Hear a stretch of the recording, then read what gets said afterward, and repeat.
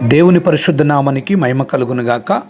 పరిశుద్ధ గ్రంథంలో నుంచి యోహాను గారు రాసిన మొదటి పత్రిక 2వ అధ్యాయం 5వ వచనంలో ఒక మాట, ఆయన వాక్యము ఎవడు గైకొనునో వానిలో దేవుని ప్రేమ నిజముగా పరిపూర్ణమాయెను.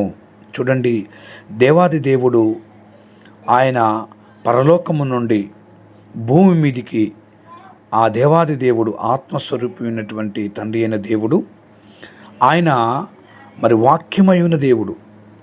ఆ వాక్యమయున దేవుడు యోహాను సువార్త 1వ అధ్యాయం 1వ వచనం ప్రకారంగా, ఆదియందు వాక్యం ఉండెను, వాక్యము దేవుని యొద్ద ఉండెను, వాక్యమే దేవుడై ఉండెను, ఆ వాక్యము శరీరధారిగా ఈ భూమి మీదికి వచ్చిన అన్నటువంటి మాటను మనం చూస్తూ ఉన్నాం.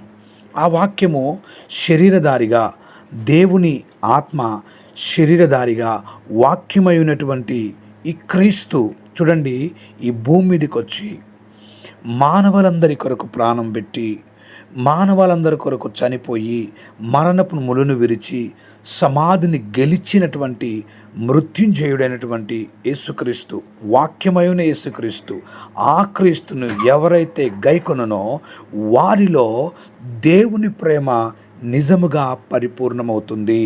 కనుక ఉదయకాల సమయంలో వాక్యాన్ని ధ్యానించుదాం, వాక్యాన్ని ప్రకటించుదాం, వాక్యాన్ని ప్రేమించుదాం.